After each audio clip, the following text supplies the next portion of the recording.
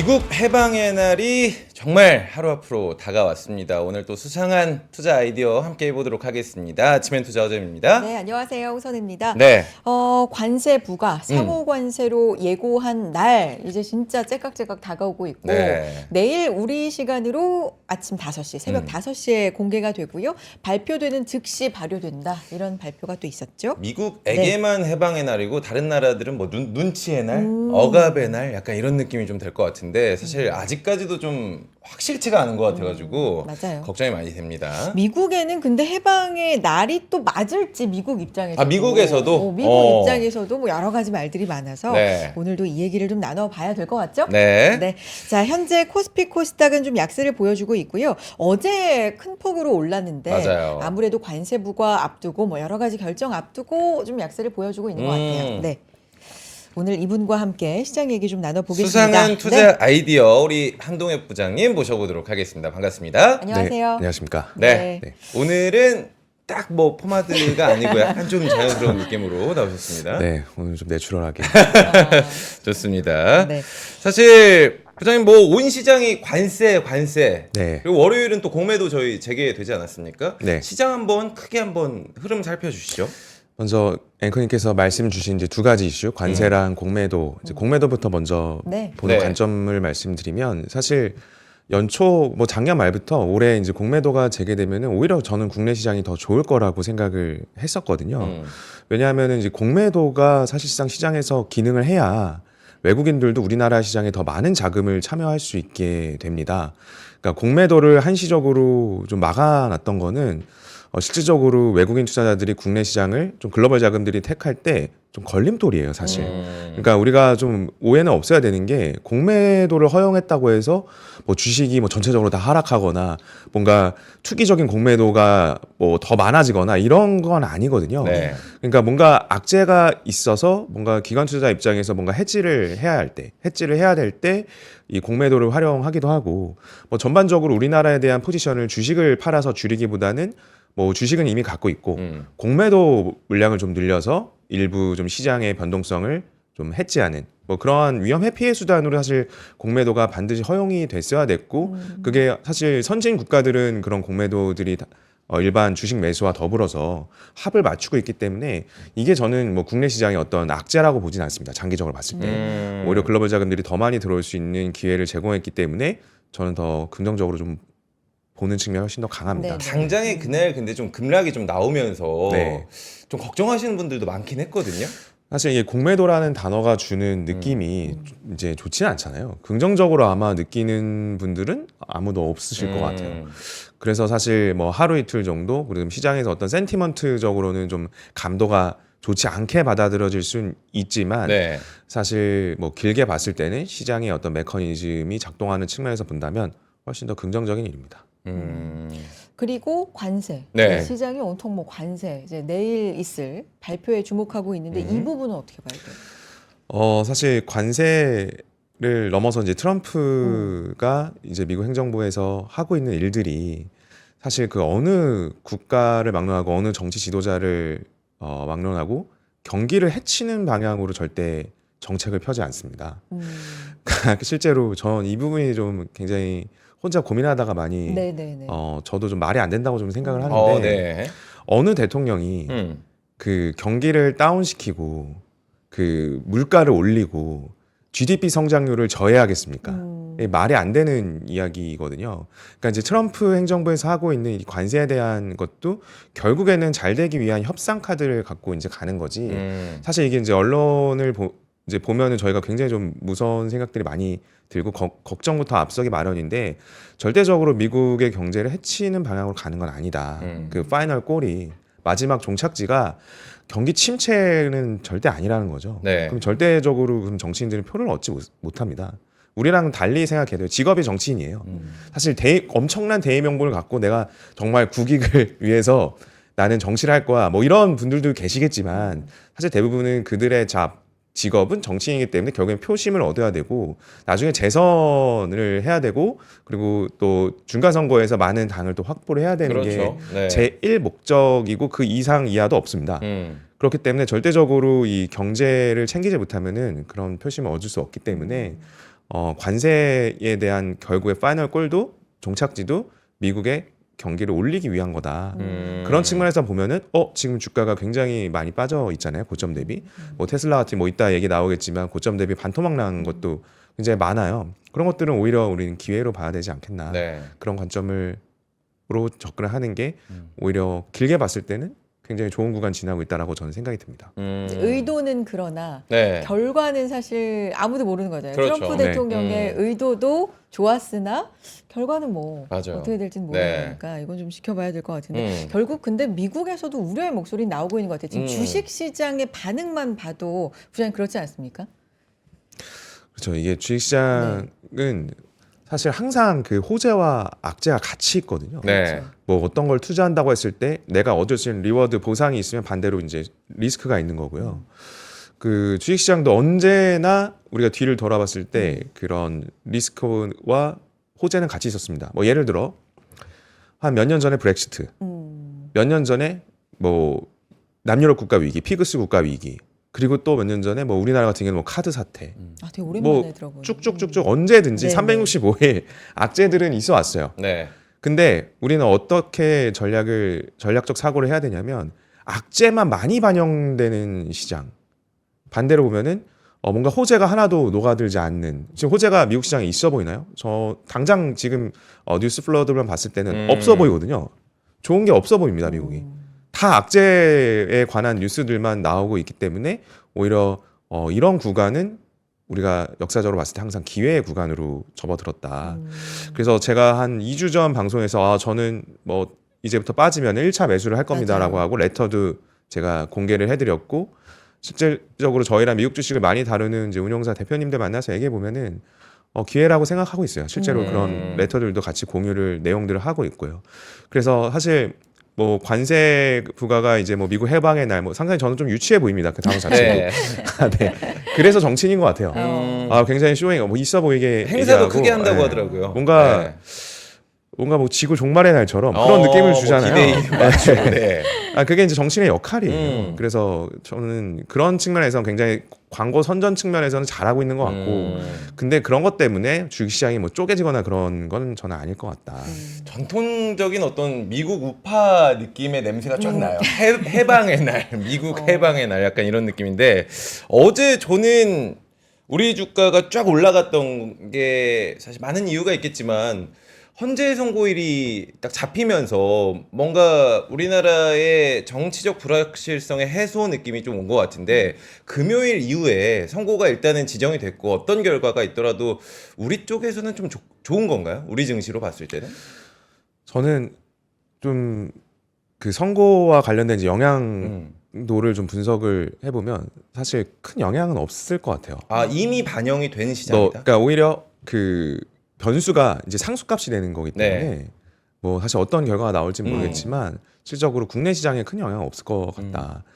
그래서 어제 뭐 사실 이 얘기들도 이제 펀드 매니저 분들하고 뭐 여러 그렇죠. 가지 사실 얘기를 어제 했었어요. 경제 근데 쪽에서도 이제 굉장히 많이 다뤘기 네, 때문에 이거는 불확실성이 없어지는 거기 때문에 아까 말씀드린 변수가 상수값으로 되고 뭐 약간 사회적인 혼란이 있을 수 있겠죠. 그러니까 지금 뭐 차량으로 바리케이트도 다 하고 네. 그 안국역 일대가 굉장히 좀 그 진공화를 긴장감이- 만든다. 공세를 네. 아예 한다고 하더라고요. 긴장감이 올라갔는데 결국에 이제 우리가 투자하는 거는 상장 기업이지 그 나라의 정치와 문화는 사실 두 번째 문제거든요. 그러니까 일례로 말씀드리면 우리나라의 지금 정치적인 어떤 혼란이 굉장히 높아진 상황이지 않습니까? 그럼 브라질을 볼게요. 우리나라 사람들이 브라질을 참 이해를 많이 못하고 있는데 그만큼 좀 그런 그 박사급의 연구들이 많이 이루어지지 않은 나라입니다. 근데 이제 글로벌리 뽑을 수 있는 경제 대국 중에 하나이고 우리나라 국토의 한 80배 될 거예요. 네. 남미 최대 국가이고 남미의 어떤 미국 정도라고 보시면 될 것 같은데 브라질 같은 경우에도 우리나라 정치가 굉장히 닮아 있습니다. 거의 느와르급이에요. 정권 바뀌면 그 복수 정치가 장난 아닌 국가입니다. 여야의 대립이 굉장히 네. 심하군요. 그러니까 약간 그 정치적으로 좌쪽에서 정권을 잡으면 우파는 거의 죽습니다. 그리고 감옥에 갈 경우도 많고 네. 그러니까 정치 복수국이 굉장히 심한 나라인데 지금 브라질 보베스파 증시는 역사적 고점 부근을 향해서 가고 있거든요. 굉장히 안정적으로 우상향하고 있어요. 그래서 GDP도 잘 나오고 있고요. 그러니까 이게 정치와 그 나라가 갖고 있는 어떤 그 경제 증시의 어떤 문제랑은 조금은 따로 떼어놓을 필요는 있다. 그래서 결국에 중요한 거는 그 상장 기업들의 어떤 체력인데 우리나라 같은 경우는 지금 삼성전자가 어쨌거나 이제 바닥에서 주가가 올라가고 있는 모습은 네. 이건 비단 우리나라만의 어떤 좋은 모습이 아니라 글로벌 경기를 봤을 때 삼성전자의 주가는 저는 선행 지표라고 생각을 하거든요. 반도체 경기는. 그렇기 때문에 사실 뭐 이번 주 어떤 헌재 선고와 달리 국내 증시는 뭐 크게 영향은 없을 것 같다. 오히려 기업에 더 주목을 하게 될 것 같다는 생각이 듭니다. 이번 주에 그러면 생각해 보니까 이번 네. 주 내로 미국의 상호관세 예고했던 그 대대적인 발표와 우리나라 정치 빅 이벤트. 굉장히 슈퍼 이게 다 위크죠. 있으니까 네. 이 둘 다 비슷하게 지금 좀 나오고 있는 게 뭐냐면 불확실성 해소일 것인가. 해소일 것이다. 그때부터 새로운 불확실성이 또 시작일 것인가. 그래요? 또 시작일까? 그러니까 그 양쪽의 얘기가 끝났으면 많은데. 좋겠는데. 그러게. 근데 부장님 같은 경우는 이게 해소의 가능성 쪽에 좀 더 무게를 두고 계신 것처럼 들려요. 그러니까 지난 한 몇 달 전을 기억해 보죠. 네. 그 계엄 사건이 있었던 계엄령이 있었을 때 그때 제가 수요일 방송을 하지 않았습니까? 그래서 왜 미국 주식 얘기하려다가 맞아. 기억나요. 내용 진짜 바꿔서 기억나네요. 네네네. 예. 그때 제가 드렸던 말씀이 정치가 언제 한국 코스피에 도움 준 적 있냐. 제가 그런 말씀을 드렸거든요. 정말 속상하고 네. 뼈 아프지만 예. 좀 자조적인 맞아요. 이야기이기도 네. 해요. 그러니까 이제 저도 그 이벤트를 갖고 이야기를 하려고 좀 고민을 많이 해봤죠. 그럼 한국의 코스피 경제사에서 정치 때문에 코스피가 올라간 적이 있냐? 또는 이거는, 정치 때문에 반대로 엄청나게 많이 폭락한 적이 있냐? 그냥 빠질 구간이어서 빠졌다. 작년 말까지 이제 작년 말은 오히려 이제 트럼프가 들어서면 한국의 좀 뭐랄까 경제에 있어서 다시 재협상을 해야 되고 관세와 관련된 이슈들이 먼저 반영돼서 빠진 거지. 거기에 뭔가 하나의 반찬처럼 그 계엄령이라는 이벤트가 등장을 한 거지. 그것 때문에 막 증시가 바닥을 쳤다 이렇게 보기는 좀 어렵거든요. 그러니까 이게 항상 앞서서도 우리가 글로벌 증시 시황에서도 말씀드렸다시피 이 호재와 악재는 언제나 365일 있어요. 근데 어떤 것들이 더 과민하게 좀 그 시장 내에 반영이 되느냐 문제거든요. 그래서 저는 오히려 계엄령이 있었을 때 이 주식 사셔도 될 것 같다. 네, 뭐 역시나 그런 이슈 때문에 많이 빠진 주가 수준 아니면 또 언제를 기회로 삼냐. 제가 지금 미국을 보는 관점과 국내 시장 바닥 보는 관점도 같습니다. 그래서 이 센티먼트적으로 보면은 작년 말만 하더라도 국장 탈출이 약간 슬로건이었어요. 맞아. 난 절대 한국 주식 안 해. 미국으로 가야 돼. 다 이런 휴먼 인덱스가 있었고 지나고 나니까 미국 고점이 그때 형성이 됐습니다. 그럼 지금은 어때요? 미국에 대해서 지금 대부분 다 부정적인 이야기들을 하고 경기 침체를 거의 기정사실화하고 있잖아요. 네. 그럼 기정사실화한 그 이슈가 실제로 다가올까요? 경기 침체 웬만하면 오기 힘들어요. 왜냐하면 경기 침체 안 오려고 어떠한 그 수백 가지의 노력을 다 할 거기 때문에 뭐 정치인도 그렇고 그 기업가들도 우리 회사의 매출이 떨어지는 거를 알고 있는데 그거를 리커버리 할 수 있는 전략들을 안 내겠습니까? 그걸 극복할 수 있는 방안들 다 내거든요. 그래서 웬만하면 이 글로벌 경제 위기나 어떤 신용 경색이 이루어질 정도의 어떤 그런 크라이시스는 보기 힘들어요. 웬만하면. 근데 이렇게 네. 미리 얘기까지 나오고 있는 상태에서 그게 온다? 저는 절대 안 온다고 봅니다. 네. 그래서 이제 짚어봐야 될 게 이제 미국 침체 얘기해 주셨으니까 네. 지표는 상당히 계속해서 좀 안 좋게 나오고 있잖아요. 경제 지표 한번 네. 볼게요. 3월 제조업 PMI가 발표가 됐는데 네. 관세 우려 때문에 3개월 만에 하락을 했습니다. 그러니까 사실 뭐 PMI도 PMI인데 지금 다른 지표들도 스태그의 우려가 계속 나오고 있는 상황인데 저는 사실 물어보기가 좀 겁나요. 왜냐하면 부장님은 경기 침체 그렇게 쉽게 오는 거 아닙니다라는 얘기를 결론부터 하시니까 거의 네. 늦으셨으니까. 일단은 지표 분석을 좀 해주세요. 네. 네, 이 부분도 한번 카메라 같이 보면서 네, 말씀드릴게요. 좋습니다. 제가 이제 경제 지표를 여러분들과 같이 보면서 지금 현상이 어떤 건가 한번 같이 보죠. 화면 한번 보여주시면 제가 그냥 이 자리에서 바로 그냥 네이버 포털 켜서 쳐봤어요. 제조업 PMI. 물론 이제 지표 나온 거 알고 있죠. 보세요. 연합뉴스에서 나온 거 보면은 미국의 3월 제조업 PMI가 하락했다. 그래서 관세 우려에 3개월 만에 위축 국면, 경기 침체 뉘앙스로 쓴 겁니다. 밑에 볼까요? 이건 유로존의 3월 제조업 PMI 역시나 나왔습니다. 48.6, 50이 기준선이기 때문에 수축 국면입니다. 네. 근데 해석은 어떻게 하죠? 생산 경기 확대 전환이라고 이야기를 하고 있습니다. 어. 그러니까 이게 정말 해석의 차이예요. 똑같이 유럽도 안 좋다고 해야 되잖아요. 그렇지 않아요? 네.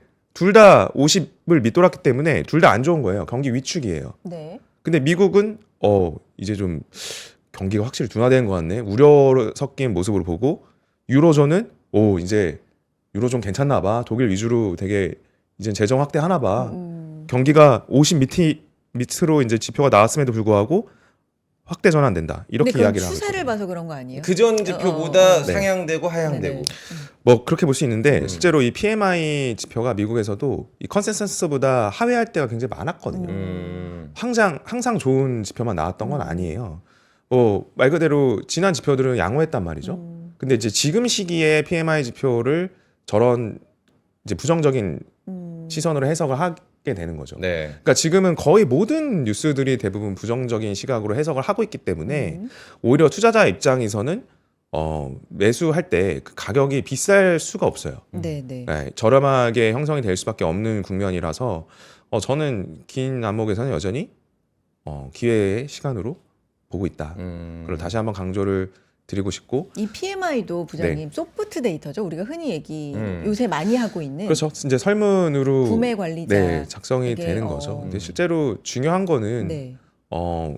우리가 트럼프를 대통령으로 맞이하고 지금 3개월 동안 어떤 그동안 이야기했던 경기 진작, 경기 부양을 위한 정책들은 한 번도 우리가 지금 본 적이 없어요. 네.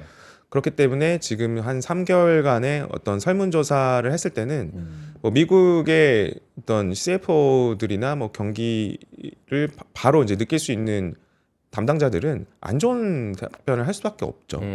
그러니까 지금 안 좋은데 계속 안 좋은 설문들이 나오고 있는 거고. 그러니까 뭔가 분위기도 안 좋은데 설문도 안 좋고 지표도 안 좋고 계속 꼬리에 꼬리를 무는데 실질적으로 다른 뭐 미국이 정말 경제가 망가질 정도면은 지금 글로벌화가 이 동기화가 된 지가 벌써 한 뭐 수십 년이 지났기 때문에 네. 그럼 유로존 뭐 아시아 하나 좋을 수가 없습니다. 근데 다른 나라들은 지금 디커플링이 되고 있잖아요.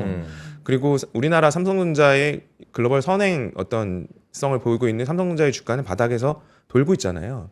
그러니까 이 미국이 시간차로 저는 결국에는 주가는 회복이 될 거라고 생각을 합니다. 그래서 지금의 어떤 경기 지표들은 조금 조심스럽게 봐야 될 것 같아요. 왜냐하면 그 3개월간의 어떤 정말 우리가 혼란스러운 만큼 설문조사에 지금 답변을 하는 분들도 그 혼란이 녹아 있는 거거든요. 미국 내에서도. 네, 네. 그렇죠. 센티먼트가 좋을 리가 없죠. 네, 뭐 예를 들어 뭐 미시간대 소비자 심리 지수나 이런 것들 다 안 좋게 나오는 이유들이 지금 다 몰아서 나오고 있기 때문에 그럼 우리가 반대로 생각을 해볼게요. 뭔가 규제를 완화하고 법인세를 인하해주고 그리고 뭔가 신기술 기업들에 대한 또 지원을 확대해주고 이런 게 나왔을 때는 또 지표는 설문은 또 좋게 나올 거예요. 법인세 인하 같은 경우에는 바로 기업의 이익을 늘려주는 그 정책이거든요. 그러니까 이제 그럴 때는 또 지표가 더 좋게 나올 거고. 네. 그러니까 너무 냉탕운탕의 어떤 흐름에 우리가 편승할 필요는 없겠다라는 생각을 합니다. 미국의 경제는 앞으로도 계속 좋아지는 과정 속에 있다고 기본적인 어떤 마인드 세팅을 하시는 게 좋을 것 같아요. 그럼 PMI는 이제 설문조사, 소프트 데이터 우리가 계속해서 좀 요새 안 좋게 나오고 있다라고 얘기하고 있는 부분이면 네. 하드 데이터도 나왔는데 졸트 구인 그렇죠. 요 보고서 요것도 근데 안 좋게 나와서 이것도 경기 둔화 얘기가 좀 그러니까 고용 쪽도 좀 안 좋은가 뭐 이런 얘기들. 그러니까 이런, 미국 노동 시장이 좀 냉각될 맞아요. 수 있는 거 네. 아닌가라는 게 이제 시사점인 거죠. 네. 저희는 지금 부장님한테 안 좋은 거 아니에요? 계속 던지고 부장님 저기는 뭔가 이제 오늘 계속 방어하고, 맡고 있는 우리는 공격하고. 그런 느낌인데. 제가 뭐 과도하게 긍정론자는 아니에요. 네, 되게 저 완전 티거든요. 근데 그래서- 또 과도하게 비관론자도 아니시잖아요. 네. 근데 이제 증시를 볼 때는 그러니까 전 쏠림은 항상 이제 경계하려고 하는데 지금의 그럼 쏠림이 어디에 있냐? 저같이 좀 긍정적으로 하려고 하는 사람들이 많나요? 아니면 부정적으로 해석하거나 그런 뉴스들이 많나요? 후자 이제 부정적인 게 훨씬 많죠. 부정적인 뷰가 네. 많죠. 네. 쏠림은 항상 반대로 가요. 쏠림은 맞을 수가 없거든요. 그래서 특히나 투자에 있어서는 그래서 항상 그 마이너한 시각들을 좀 봐야 될 것 같고 저는 일부러 뭐 마이너할 시각을 유지하거나 일부러 긍정적인 걸 유지하려고 하는 게 아니라 지금 미국 상장 기업의 이익은 계속해서 좋거든요. 예상치도 좋고 우리는 미국의 상장 기업에 투자를 한 거지 미국의 어떤 정치 문화가 사실은 1순위는 아니에요. 그러니까 그러면은 신흥국을 투자 못 해요. 예를 들어 아까 말씀드린 브라질 같은 경우에는 엄청난 기회들을 제공을 하고 있거든요. 네. 뭐 그런 걸 진짜 전혀 볼 수가 없는 상황에 올 수 있기 때문에 사실 좀 떼어놔서 만약 우리가 외국인 입장에서 지금 국내를 보면은 얼마나 불안합니까? 그렇죠. 지금 전쟁을 지금 멈춰 있는 국가잖아요. 휴전 중인 국가잖아요. 이거 어떻게 투자해요? 네. 그렇거든요. 그렇게 보면. 네. 그래서 사실 우리는 그 상장 기업의 어떤 이익 퀄리티를 먼저 봐야 되는 거고 그 측면에서 봤을 때 미국 기업들의 어떤 성장성은 여전히 좋다.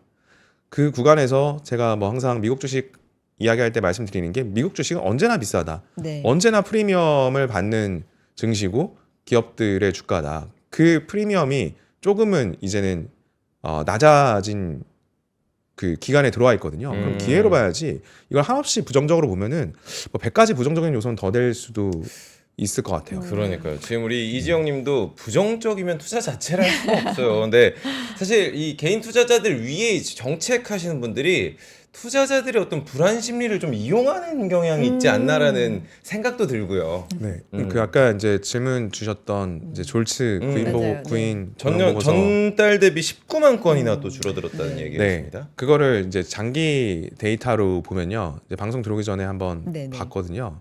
계속 줄어들고 있어요. 음. 그러니까 이제 그러니까 사실 이제 정확히 이 고용의 그 상황을 짚어보려면 사실 실업률을 보는 게 가장 정확하고요. 그 국가 이제 통계국에서 미국 통계국에서 하는 거니까 사실 제일 정확하고 그 실업률 데이터는 지금 안정적인 수준에서 네. 유지가 되고 있거든요.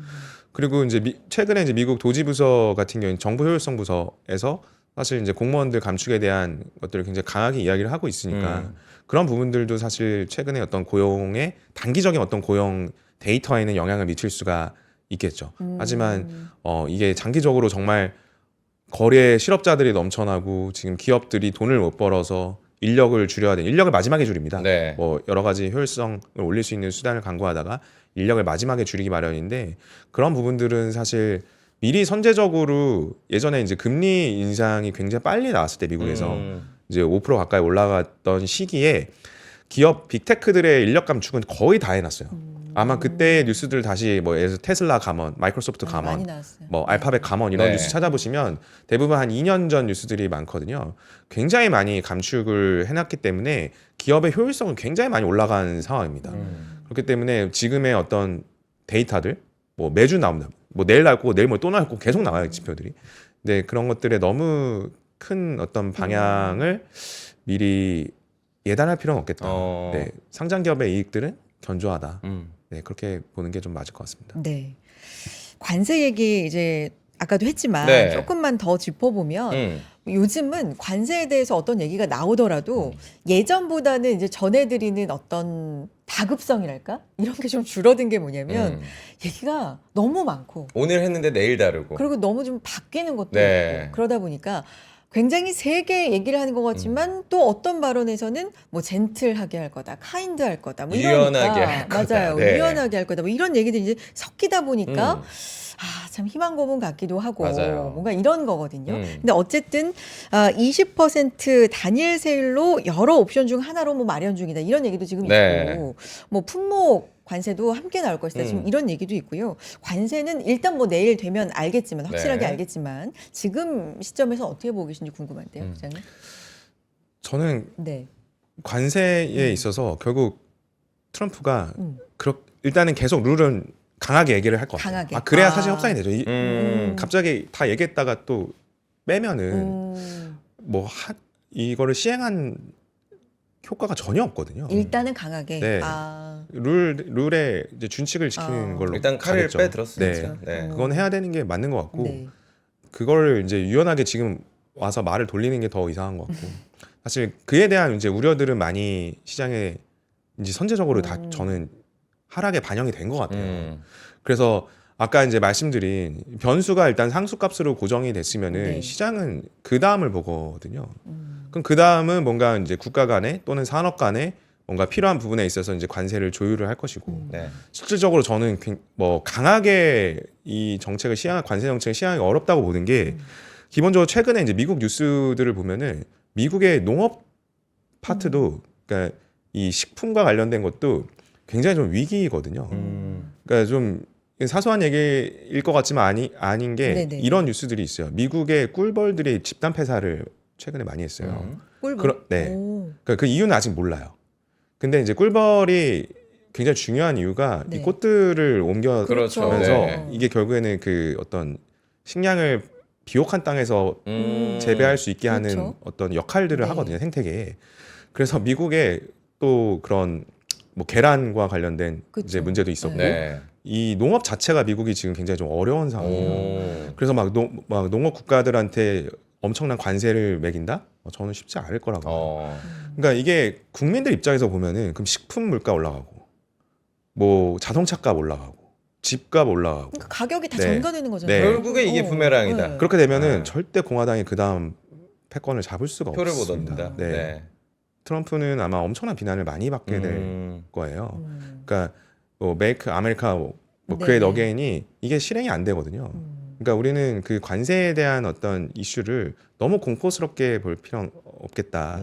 뭔가 파괴적으로 지금 하기 위해서 관세 정책을 강하게 시행하는 게 아니거든요.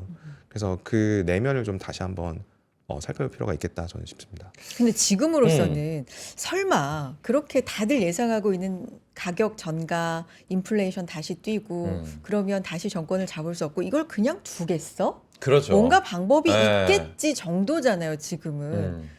근데 이게 쉽게 잡힐 일인가는 진짜 잘 모르겠어요. 선혜 씨가 모르는 건 다 모르는 거예요. 아니에요. 무슨 다 말씀이에요. 왜냐면 부장님이 아십니다. 지금 당장 내일인데 제가 여러분 말씀드릴게요. 그러니까 모든 수입품에 관세를 때리는 보편 관세냐, 그러니까요. 아니면은 국가별로 조금 다르게 부과하는 상호 관세냐, 여기에 간밤에는 또 절충안까지 나오더라고요. 그러니까 아직도 정해진 게 없는데 결국에 부장님 이거예요. 아, 현대차 봤지? 우리 미국 내에 공장 짓고 우리 인력 써. 들어와. 그럼 잘해줄게. 내가 백악관 초청해주잖아. 결국엔 투자하라는 거 아닙니까? 아니면은 너네 국가마다의 어떤 정성을 보여봐. 이거 아니겠습니까? 네, 맞습니다. 그걸 이제 원하고 있는 거고요. 실질적으로 행정부 초반부터 뭐 일본의 소프트뱅크 손정회장이라든지 뭐 우리나라 최근에 정의선 맞아요. 회장이라든지 기업가들이 먼저 가서 이제 문제들을 해결하고 타협을 하고 있지 않습니까? 그래서 그런 그 일련의 진행들이 계속해서 있을 거예요. 그래서 결국에는 미국 경제의 GDP가 조금 몇 퍼센트 포인트라도 올라가는 방향으로 가는 게 사실 관세 정책이기 때문에 그러면은 이게 미국 경제가 길게 봤을 때는 관세 정책으로 인해서 좋아질 거예요. 단기에는 물론 없던 게 생겼으니까 비용이 코스트가 더 올라간 거니까 뭔가 이제 문제를 GDP가 좀 지금 아틀란타 여는 GDP 나와 같은 경우에도 그게 반영이 돼서 마이너스까지 뜨지 않습니까? 그런 것 때문에 주식은 다 하락했다고요 이미. 네, 다 하락했으면 그 다음 우리는 다음 스텝을 봐야 되는 건데 계속 너무나 이제 관세나 트럼프의 정책이 굉장히 좀 파괴적인 걸로 느끼는 거에 우리는 좀 매몰돼 있는 것 같아요. 그래서 사실 그렇게 생각하면은 미국 투자는 굉장히 좀 어려운 기회를 발견하기 어려울 것 같고 네. 오히려 이 관세 정책이 결국에는 트럼프 행정부도 미국 경제를 위해서 하는 거라면 그거에 동의가 되신다면 장기적으로 봤을 때 지금 미국 투자를 실행을 해야 되는 시점인 거죠. 장기적으로 봤을 때. 네. 결국에 미국에 도움되자고 하는 일 아닙니까? 네, 조금 더 심플하게 좀 볼 필요가 있을 것 같아요. 네. 그러니까 한편으로는 미증시가 그렇게 계속 끝없이 오르고 우리가 미증시에 대해서 그래서 믿음 같은 종교 천장이 같은 없는 줄 알았어요. 뭐 그런 믿음을 이제 갖게 됐을 때는 이거 조정 한번 나오면 들어가야 되는데 맞아. 뭐 이런 생각을 할 수도 있잖아요. 진짜 그죠? 근데 급락하니까 못 들어가. 계속 올라가니까. 네. 근데 맞아. 급락하니까 또 들어가기가 힘든. 지금 그런 점을 부장님은 끊임없이 지적을 해주시고 계신 것 같아요. 그래서 그 미국 전미 경제학회 네. 사실 그 경제학회 중에 굉장히 권위 있는 네. 자리거든요. 버냉키 전 의장도 이야기를 했었죠. 인터뷰할 때 관세 정책이 사실 GDP나 실물 경제에 어떻게 영향을 끼치는지는 나도 모르겠다. 본인도 모르겠답니다. 음. 네, 그래서 그만큼 예측하기가 어렵다라는 거죠. 그래서 실질적으로 우리는 최악을 가정하고 이미 미국의 주가는 4주 연속, 뭐 5주, 6주까지 계속 약세를 이어오고 있지 않습니까? 녹아든 거예요. 최악을 가정하고 지금 시장에 반영이 된 거라고 보고 실질적으로 그 안에서 기업의 어떤 이익이나 어떤 빅테크 기업들의 성장성 그리고 AI와 관련된 기술의 진보들을 감안했을 때는 저는 매력적인 구간이라고 보고 혹시나 이제 관세와 관련돼서 앞으로 추가 하락한다라고 한다면 저는 2차 매수는 진행을 할 겁니다. 1차 매수하고 지금은 이제 2차 매수를 언제 할지 기다리고 있거든요. 그런 것들은 혹시나 더 추가 하락이 있다고 하면은 저는 진짜 큰 기회라고 저는 보고 있습니다. 그래요. 그러니까 사실 여러분들 뭐 너무 잘 아시겠지만 우리 한 부장님은 정말 이 개인적인 뷰가 좀 확고하세요. 그리고 그거에 대한 논리도 항상 있으신데 여러분들 뭐 투자하라고 저희가 막 지금 고체는 거 아닙니다. 여러분들 스스로가 생각을, 저희 네. 방송 보시면서 나는 생각이 달라. 나는 그 부분은 동감해. 이렇게 채팅창에 많은 글도 좀 남겨주시고요. 맞아요. 이렇게 말씀드리는 거는 잠깐 광고 보고 오려고 해요, 여러분들. 어디 가지 마세요. 광고 타임.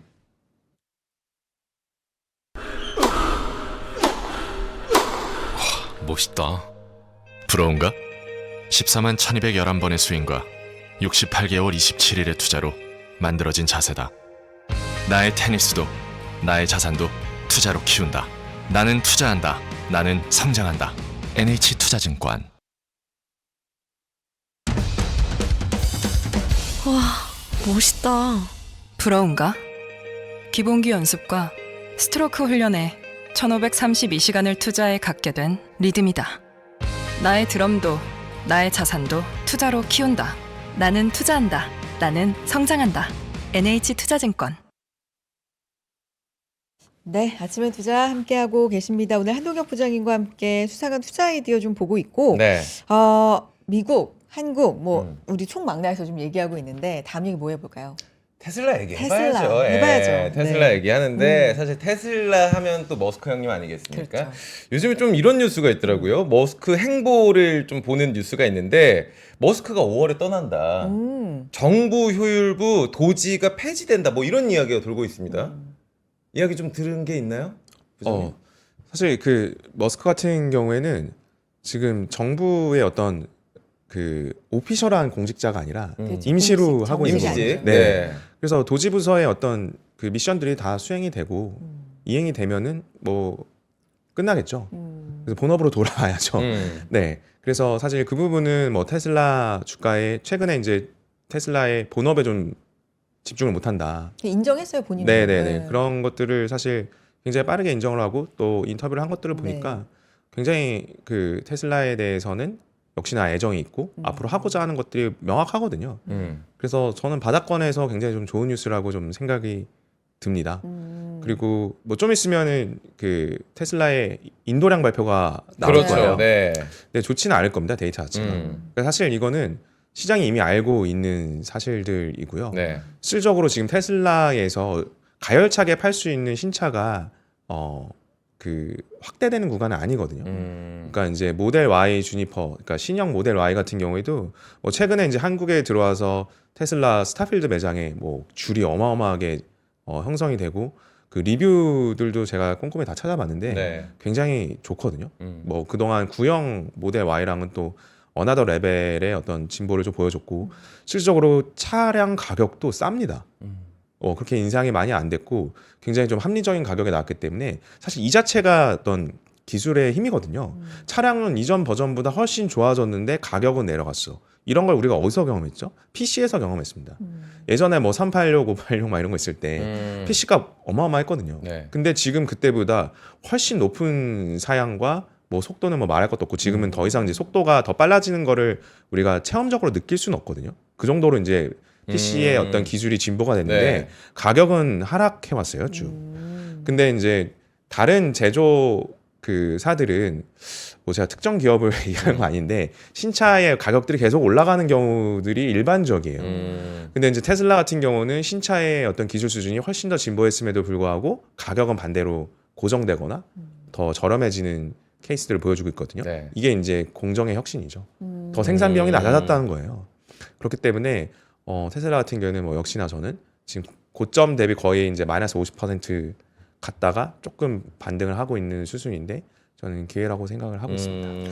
어제도 테슬라 주가가 괜찮았는데 네, 4% 넘게 네. 상승을 했습니다. 인도량 발표 이제 곧 앞두고 있지만 네. 어제 보니까 중국에서 주간으로 보험 등록이 20% 이상 늘었더라고요. 이거 상당히 좀 고무적인 아니에요. 오. 보험 자체가 이제 보면은 팔렸다? 뭐 팔린 대수하고 좀 일치하는 거 아니에요? 그렇겠죠. 네. 그렇죠. 네, 이제 중국 같은 경우에는 차량에 대해서 네. 번호판도 이제 정부에서 지급을 네. 해야 되고 그런 통계들을 다 집계를 하거든요. 오. 보험 당연한 거고요. 그래서 테슬라의 어떤 판매 대수에 대해서 그러니까 최악을 지나가고 있는 구간이라고 최악을. 저는 봅니다. 우리가 꼭 기억을 해야 되는 게 네. 모델 Y가 전 세계에서 가장 많이 팔린 그 일렉트릭 비클 전기차 중에 1위예요. 누적 판매량.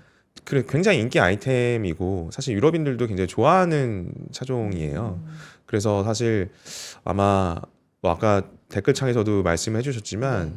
이 모델 Y 주니퍼 같은 경우에는 그 기록을 갈아치울 가능성이 저는 굉장히 크다라고 봅니다. 네. 그리고 이제 램프업 구간이라고 하죠. 생산량이 이제는 불량률이 굉장히 적어지면서 생산량이 극대화돼 효율적으로 생산을 막 이제 늘릴 수 있는 구간에 진입을 하면은 아마 올해 3분기, 4분기 하반기로 갈수록 테슬라의 실적은 예전에 전성기로 회복할 가능성이 좀 크다라고 생각됩니다.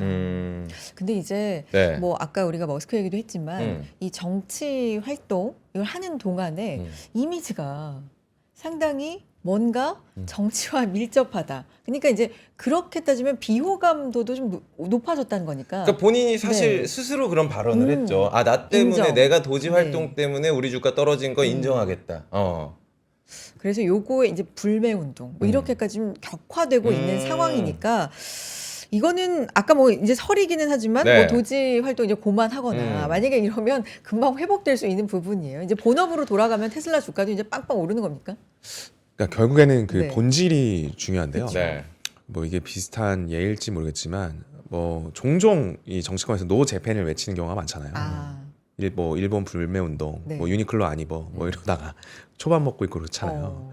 그러니까 결국에는 좋은 거는 좋은 본질이 틀리지 않으면은 회복하게 돼 있어요.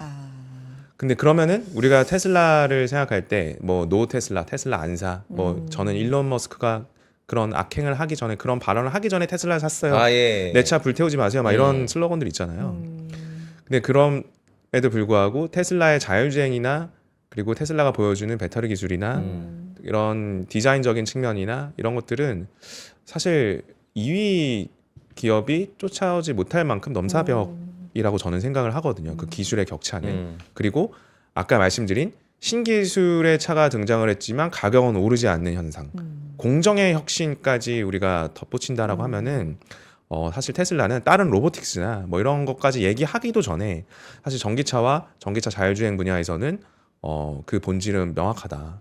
그래서 뭐 일론 머스크가 지금 어떤 경영 행보를 좀 다시 바로잡고 뭔가 진심 어린 것들을 다시 보여준다면 사실 그런 그 불매 운동에 대한 강도는 조금 더 낮아지지 않을까? 좀 더 회복할 수 있는 기회는 충분히 있다고 저는 생각이 듭니다.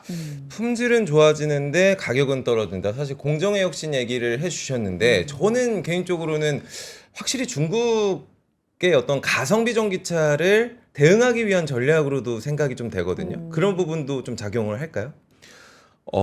일부러 그 중국의 저가형 뭔가 일렉트릭 비클이랑 경쟁하기 위해서라기보다는 실질적으로 전문가들의 의견들을 좀 참고해 보면 훨씬 좋아졌어요. 자재들이나. 그러니까 저가형 차가 아닙니다. 사실 모델 Y 같은 경우에는 굉장히 이번에 론치 패키지라고 해서 이제 처음 나온 네. 모델 Y 같은 경우에는 굉장히 고급스럽게 해놨거든요. 그리고 자재들이나 또 마감 부분들 이런 예전에는 테슬라가 뭐 단차 문제도 있고 퀄리티 안 좋다, 뭐 천장에서 물 샌다, 뭐 이런 얘기들도 나올 만큼 굉장히 좀 그 완성도가 많이 떨어졌는데 네. 실제 모델 Y 같은 경우에는 어떤 저가형을 공략해서 나왔다기보다는 이거는 확실히 공정의 혁신으로 이뤄낸 가격을 맞춘 거다 이렇게 볼 수 있을 것 같아요. 그래요. 네. 지금 어쨌든 뭐 네. 스티펠 전망도 그렇고 장기적인 전망은 좀 좋다 이런 분석들도 좀 나오고 있는 상황이니까 우리 투자자분들 중에서 테슬라 사랑하시는 분들 주식 많잖아요. 커뮤니티 가잖아요. 테슬라 그러니까. 가지고 굉장히 찬반 논쟁을 하루 종일 하고 계시더라고요. 네. 보면은. 잘 됐으면 좋겠다. 네. 라는 생각이 어쨌든 듭니다. 선혜 씨, 네. 푸사 바꿨어요? 아니 무슨 말씀하시려는 건지 아는데 제가 이 얘기를 너무 하고 싶었는데 저는 아직 안 바꿨는데 지인들이 속속 바꾸고 있더라고요. 푸사가 문제가 아니라 저는 SNS에 뭐 스토리부터 시작을 지브리. 해가지고 예. 그 여러분들 챗GPT 이용해가지고 이미지가 이제 생성 서비스가 나왔는데 뭐 슬램덩크처럼 그려줘, 지브리처럼 그려줘, 뭐 디즈니처럼 그려줘 맞아요. 굉장히 많이 하고 계시더라고요. 저도 사실 따라갈까 하다가 약간 저는 유행을 같이 하고 싶지 않은 그런 마음이 전 약간 있어요. 아, 근데 저는 푸사는 안 올렸는데 해봤어요. 해보긴 했어요. 그 지브리풍으로 그려줘. 너무 다 하니까 나는 안 해야겠다. 약간 이런 생각이 좀 들었는데 하셨습니까? 왜냐면 또 트렌디 하시잖아요. 예, 부장님 해보셨죠? 저는 안 해봤습니다. 안 해보셨습니까? 아, 그 구경은 많이 했죠. 예. 근데 본인 생긴 것보다 훨씬 잘생기게 그러시는 것 포인트예요. 같더라고요. 나는 그게 포인트. 피부가 애니메이션이니까 안 좋은 사람이 없고 너무 귀엽게들 나오고 이러니까. 근데 이게 사실 챗GPT 이것 때문에 처음 써봤다 하신 분들 정말 많더라고요. 그래서 가입자가 이제 급증을 하고 네. 샘 올트먼이 10만 개 GPU 갖고 있으면 연락 달라. 지금 GPU 녹는다 뭐 이렇게 지금 행복한 비명을 좀 지르는 것 같아요. 요거 영향 있을까요? 야. 저는 이 지브리 AI 관련된 이슈가 네. 굉장히 큰 아, 그래요? 이슈예요. 이슈. 오. 네. 왜냐하면은 카카오톡도 이렇게 시작했거든요.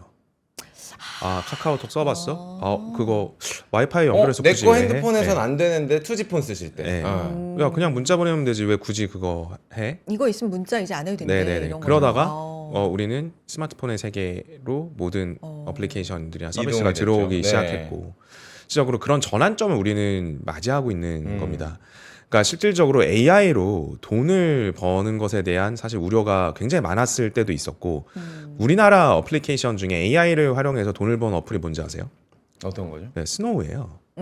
스노우. 아마 여러분들 사진. 네, 네. 시청자분들도 스노우 어플리케이션 특히 여성분들이 더 많이 좋아하시는 것 예쁘게 같은데 네. 한때 한 6개월 전인가요? 1년 전인가요? 스노우로 사진 찍으면은 지금의 그 GPT가 했던 것처럼 다른 스타일로 바꿔주는 게 있었어요. 아, 그게 약간 유료 서비스 맞습니다. 비슷한 게 있었어요. 뭐 증명사진처럼 나오게 네. 해준다든지 뭐 90년대 미국 스타일로 바꿔준다든지 맞아. 컨트리 스타일로. 네, 그게 이제 유료 결제가 많았었는데 그래서 그게 돈을 벌기 시작했거든요. 그러니까 실질적으로 AI를 활용한 실질적 기업의 이익이 나는 이익이 시점. 창출되는. 네, 그런 시점. 카카오톡도 처음에 돈 못 벌었습니다. 사용자층이 충분히 확보가 된 이후에 뭐 카카오 선물하기, 그다음에 뭐 쇼핑, 카카오 관련된 네, 네, 여러 가지 페이. 커머스들, 그다음에 은행까지 이렇게 발전이 어. 된 거죠. 그러니까 우리가 지금 AI를 걱정할 필요가 없는 게 너무나 초입 구간이고 그런 측면에서 보면은 지금 앞서 일부에서 우리가 말씀드렸던 미국 시장과 결부해 보면은 기회란 거예요. 그러니까 지금 샘 알트먼도 SNS에 그만 좀 하시라고 네, 진짜 서버 폭발하겠다고 뭐 고통을 호소하지 네. 않습니까? 그만큼 아직 하드웨어 투자도 너무나 필요한 게 많아요. 저도 오늘 방송 전에 GPT에 조금 전문적인 거 검색하면 너무 느려요. 이게 네. 사용자가 느리더라고요. 정말 폭증을 했군요. 그래서 하드웨어 투자는 아직도 정말 초기 국면이고요. 그래서 사실 뭐 한 달, 두 달 전에 딥시크 관련된 또 약간 시장에서는 그때 뭐 그렇죠. 되게 쇼크처럼 네. 느꼈지만 더 많이 확대될 구간이고 그래서 이런 구간은 사실 아주 이런 구간을 사실 산업혁명 구간이라고 보거든요. 그러니까 뭔가 인간의 생산성이 확대되는 과정들 그거를 우리가 이 안에 있음에도 불구하고 사실 투자 기회를 못 본다는 거는 좀 투자 사이드에서 좀 안타까운 일일 수 있어요. 근데 우리가 항상 저지르는 실수들은 항상 고점을 돌파하고 뭔가 주가가 불을 뿜을 때 그때는 긍정론이 넘쳐나고요. 저 같은 사람 많을 거예요. 근데 이제 지금과 같이 오히려 기회로 봐야 되는 국면에서 조금 우리는 GPT 지브리 서비스 해보고 굉장히 좋아하고 넘길 게 아니라 산업혁명의 한 그 단면을 보여주고 있다라고 우리는 인식을 하는 게 투자자 측면에서는 좋을 것 같습니다. 근데 저는 좀 개인적으로는 걱정이 또 많이 되더라고요. 왜냐하면 즐기는 것도 좋지만 그동안 그림을 그리면서 이 생활을 해왔던 그림 작가분들부터 생각했어요. 시작을 해가지고 사실 여러분들 이게 디즈니 뭐풍 유명한 그 그림 풍채가 아니라 개인이 가지고 있는 필체라든지 아니면은 뭐 캐리커처라든지 실제로 많은 분들이 생업을 하시는데 이거 이제 작가의 영역은 또 어디로 가야 되는가라는 생각이 너무 많이 들더라고요. 이게 저는 개인적으로 신기하다 예쁘다 하지만 작가님들 입장에서 이걸 봤을 때는 어떤 기분일까 아니, 생각해보긴 했어요. 진짜. 허탈한 느낌과 그러니까. 앞으로 내 인생은 어떻게 될까라는 고민들도 굉장히 많았을 것 같은데 이 저작권 문제가 사실 많이 걸릴 것 같거든요. 네네. 그래서 우리나라 그 증시에서 그와 관련돼서 AI가 대체할 수 없는 엔터테인먼트 산업이라든지 네. 콘텐츠 산업이 우리나라 강국이지 않습니까? 그래서 연초부터 주가 흐름이 좋잖아요. 그러니까 결국에는 이제 AI가 대체할 수 없는 어떤 예술적인 활동들 뭐 그런 부분들이 이제 우리나라 상장 기업들 그다음에 인더스트리가 잘 구성이 돼 있기 네. 때문에 그런 측면에서는 굉장히 좀 다행인 거죠. 우리나라 경제 입장에서 보면은. 그래서 그 저작권과 관련된 것들 그리고 사람이 할 수 있는 것들을 굉장히 많이 대체할 수 있는 지금의 AI 시대에서 뭔가 법제적인 것도 계속해서 좀 필요할 것 같고요. 뭐 규제나 또는 가이드라인도 좀 필요할 거고 또 너무 센 규제들은 이 산업의 발전 과정 초기 국면을 또 저해할 수 있기 때문에 네. 그런 부분들이 많이 논의가 돼야 된다는 자체가 우리는 아직도 초기다. 너무나 초기 국면에서 과도한 걱정을 하고 있다라는 게 저는 지속적으로 주지하고 있는 관점입니다. 알겠습니다. 네. 부장님과 여기까지 얘기를 하고 있고 또 추가로 얘기할 게 많아요. 네. 그래서 중간에 이제 만약에 오프라인 상담을 음. 받고 싶다 하시는 분들도 있을 수 있잖아요. 이런 네. 분들 위해서 준비한 시간이 있다고 이거 좀 안내해 주세요. 네. 아마 채팅창에 나갈 텐데 저희 사무실에 이제 상담 요청해 주시면은 뭐 그동안 말씀드렸던 미국 주식 포트폴리오 운영할 수 있는 방법들 그다음에 매월 이제 월급 말고 제2의 어떤 분배금을 받을 수 있는 것들 그런 다양한 파트에서 상담을 진행해 드릴 수 있으니까요. 지금 네. 저희 댓글창으로 나가고 있네요. 신청해 주시면은 네. 미팅에서 또 더 많은 이야기를 들려드릴 수 있도록 하겠습니다. 저희가 또 수요일 날 한동혁 부장님 오시면은 늘 수상한 투자 아이디어를 던지고 가지 네. 않습니까? 뭐 예전에는 저희가 또 미국 기업들을 좀 소개를 해드리긴 했는데 오늘은요 또 월배당 관련 이야기를 또 준비를 해주셨습니다. 정말 책이 많이 나왔어요. 월배당 관련해가지고 나는 월배당으로 40대에 은퇴한다, 파이어한다 뭐 이런 책들이 지금 많이 나오고 있고 네. 저도 좀 읽어보고 있긴 한데 제2의 월급 통장으로 불리고 있는데 어떤 건가요? 월배당이라고 하면은? 최근에 결국에는 이제 현금 흐름 관리를 매월 잘 해나갈 수 있을 것이냐 이제 그게 중요하고 그리고 뭔가 이자 배당을 받는다는 얘기는 그 세금을 또 내야 되거든요. 그래서 그 세금에서 조금 자유로울 텍스 프리로 우리가 온전히 현금으로 받을 수 있느냐 이런 것도 굉장히 중요하거든요. 네. 그래서 최근에 이동규 부장이랑 이런 투자 상품들을 좀 기획을 해보다가 좀 최적의 조합이 형성된 것 같아서 뭐 짧게 좀 소개를 해드리겠습니다. 네, 좋습니다. 네, 자료를 통해서 좀 말씀을 드리면 실질적으로 뭐 미국도 그렇고요, 뭐 유로존, 뭐 일본은 좀 다른 상황이긴 한데 뭐 중국도 마찬가지고 전반적으로 금리 인하 트렌드예요. 조금 확장된 재정 정책을 쓰려고 합니다. 그러다 보니까 이게 이자 수익을 확보하기가 굉장히 어려운 상황. 뭐 우리나라도 하는 기준금리를 이제 많이 내렸죠. 그래서 뭐 CMA나 예금 이자들이 굉장히 낮은 상황인데 이 솔루션을 쓰면은 매년 10% 이자를 고정시킬 수 있어요. 근데 그 모든 이자 소득 매매 차익에 대해서 비과세고요. 연이자는 10% 고정입니다. 그리고 연에 2번 나와요. 7월 달에 한 번, 1월 달에 한 번. 그리고 언제든지 이 금융상품이 현금화가 가능하고요. 만기까지 이 금융상품을 갖고 있었을 때 예를 들어서 내가 원금 1억을 투자했다. 그럼 만기에 가면은 1억 2,500 줍니다. 그러니까 더 25%를 지금 더 줄 수 있는 환경인 거죠. 그래서 이 금융상품은 이제 브라질 국채인데 사실 네. 방송에서 얘기하기에는 모든 것들을 말씀드리기는 어려워요. 그래서 상담을 요청 주시면 더 자세히 말씀드릴 텐데 예를 들어 10억 원을 투자했을 때 현금으로 예시입니다. 뭐 1억 원이면 여기서 공 하나 빼시면 돼요. 10억 원을 만약에 4월에 투자를 했으면 당장 7월에 6,100만 원 나와요.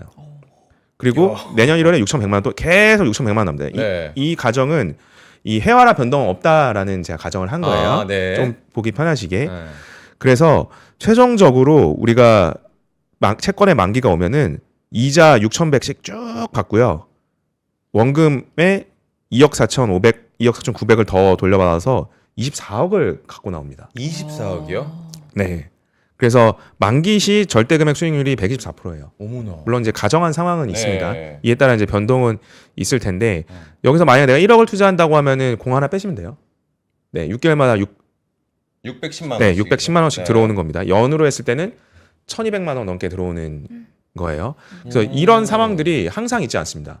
지금의 어떤 브라질과 관련된 기준금리나 채권의 상황들, 그리고 앞으로 이제 브라질 금리가 더 이상 올라갈 것 같지 않은 어떤 추정의 환경들, 이런 것 때문에 지금 굉장히 좋은 기회를 주고 있고요. 네. 하나 더 강화를 해보자면은 아까 이제 브라질 채권 같은 경우는 6개월마다 받잖아요. 그럼 안 받는 달이 좀 심심하잖아요. 네. 이거를 좀 추가해 볼 수 있어요. 그래서 월마다 분배금을 받는 구조로 ETF를 저희가 선택해 놓은 두 가지가 있는데 동기부장이랑 설계를 해놨는데 이렇게 디자인을 하면은 제가 이거는 20억 기준으로 해봤거든요. 네. 2억이면은 공 하나 지우시면 됩니다. 1월 달에 7,300만 원, 2월 달에 1,200만 원, 매달 1,200만 원씩 우리가 추정을 해볼 수 있습니다. 네. 그래서 이런 현금 흐름을 계속 받을 수 있고 브라질 국채 이자가 들어오는 1월, 7월은 더 많이 받을 수 있고요. 만약 2억으로 했을 경우에는 730만 원, 그리고 월로 120만 원씩 계속 받을 수 있는 이런 구조로도 지금 디자인이 가능하기 때문에 내가 어떤 월 현금 흐름을 원하냐, 어떤 자금의 성격이냐, 이거에 따라서 개인 맞춤으로 할 수가 있거든요. 이 구조들을. 그래서 이런 방법들을 지금 고민해 보시는 것도 굉장히 지금 상황에서 좀 기회가 도래한 것 같아요. 지금 디자인하면 이제 이렇게 되는 거고 네. 중간중간에 좀 변동사항들 우리가 염두에 두고 있어야 될 부분들이 혹시 있을까요, 그러면? 그러니까 이제 네. 브라질 국채를 이야기할 때 네. 안티가 굉장히 많아요. 우리나라 투자자 중에 브라질 국채를 그동안 해서 좋은 경험을 하신 분들이 거의 없습니다. 네. 근데 지금의 상황에서 보면은 저는 굉장히 큰 기회로 지금 그래요. 보이고 있거든요. 그러니까 우리가 뭔가 트레이딩을 할 수 있는 여러 뭐 주식 포함해서 모든 자산들 중에 가장 큰 기회가 와 있는 건 전 브라질 채권이 그 중에 하나인 것 같아요. 그만큼 이 헤아라도 충분히 많이 다운이 됐고, 그리고 국채 같은 경우도 1,000원이라고 하면은 네. 지금 할인이 돼서 거의 800원 수준에서 우리가 매수를 할 수가 있거든요. 그러니까 만기 때 내가 원금을 1억 투자했는데 채권은 만기에 원금 주지 않습니까? 원금보다 더 줍니다. 우리가 싸게 샀으니까요. 그러니까 1억을 투자하면 1억 2,500을 주고 1,000만 원을 투자하면 1,250만 원을 돌려받는 구조이기 때문에 이런 기회가 좀 흔치는 않거든요.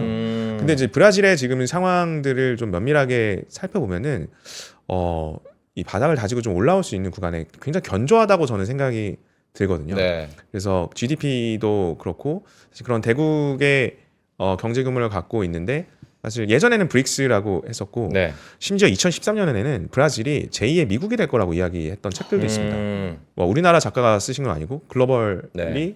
이제 나왔던 출간됐던 책도 그런 책도 있었을 만큼 포텐션이 있는 나라이기 때문에 최근 시기에 좀 잘 활용을 해보시면 좋을 것 같고 꼭 이거는 상담을 통해서 더 리스크와 변동을 확실히 주지를 하고 개인의 네, 상황과 어떤 하면 좋을 것 금액에 같습니다. 따라서 디자인이 정말 제각각 다를 것 같아가지고 좀 상담을 받아보시면 좋을 것 같은데 월배당 얘기를 저는 다음에도 한번 좀 더 딥하게 좀 나눠봐도 좋을 것 같거든요. 그래도 월배당 이건 주의해야 된다.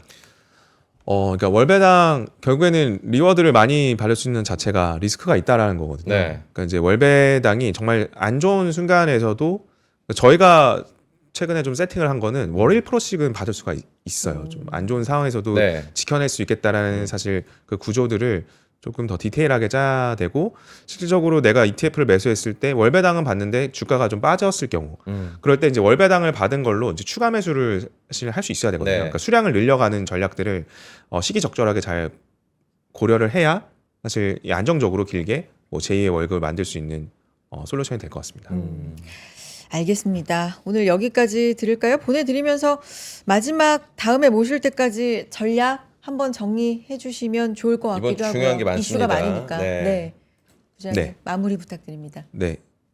기회가 된다면 네. 이 월 분배를 조금 디자인한 더. 네, 이동규 부장이랑 같이 나와서 네네, 진짜로 좋아요. 어떠한 조합을 했을 때 딱 제일 매력적인 약간 구조가 나온다. 그것도 괜찮을 네. 것 같아요. 진짜 사례 하나 가지고 오셔가지고 네. 뜯어보면서 네, 네. 이런 식으로 진행이 된다. 실사례. 프로세스 네. 한번 얘기해 주셔도 좋을 것 같고 네. 이번 주 어떻게 해요 우리? 전략 좀 그 정리. 아니 네. 이벤트가 많잖아요. 네. 아. 뭐 국내도 그렇고 뭐 미국도 그렇고 굵직한 이슈들이 많습니다. 네. 네, 항상 그 위기라고 생각했던 순간은 돌아보면 항상 기회였고요. 예전에 제가 브렉시트 발표 났을 때 괌에 있었거든요. 정말 국내 시장 폭락하고 다 이야기들이 뭐 세상 끝난 것처럼 다 이야기를 했고요. 근데 지금 영국 어떻게 됐어요? 푸츠 지수, FTSE 지수 사상 최고가 부근이에요. 그러니까 이제 우리는 항상 쏠림을 경계를 해야 되고 부정적인 시각들을 긍정으로 일부러 생각하는 게 아니라 그 미국의 상장 기업들을 보면은 지금은 저는 기회라고 다시 한번 강조드리고 싶습니다. 알겠습니다. 여기까지 듣겠고요. 부장님도 다음에 모셔서 알찬 얘기 나눠 보도록 하죠. 한동혁 부장님 오늘 말씀도 고맙습니다. 고맙습니다. 감사합니다. 지금 코스피가요. 오, 상승 반전 할랑말랑해요. 많이 할랑말랑? 올라왔어요. 오, 그러네요. 많이 올라왔고요. 네. 보합권까지 딱 올라왔고. 보합권에 지금 네, 있네요. 코스닥도 낙폭 많이 줄여서 0.4% 하락까지는 올라와 있는 상황이고요. 네. 삼성전자 0.5%까지 상승폭 네, 양전해서 올라가고 있고 하이닉스 오늘 1.4%까지 올라가 줍니다. KB금융, 뭐 하나 에어로스페이스, 현대중공업, 현대모비스, 신한지주 빨간불 켜내주고 있는 종목입니다. 네, 우리 산은사님께서 항상 고급 정보 감사합니다. 정말요? 아침엔 투자팀. 네. 수상한 해외 정보 살려내. 오늘 아. 끝나고 바로 회의 들어가도록 하겠습니다. 산인사님도 늘 함께 해주셔서 감사드리고 네. 그 밖에 많은 분들도 언제나 함께 해주셔서 감사하다는 말 저희 드리면서 오늘은 인사드리고요. 내일 다시 찾아오겠습니다. 여러분 고맙습니다. 고맙습니다.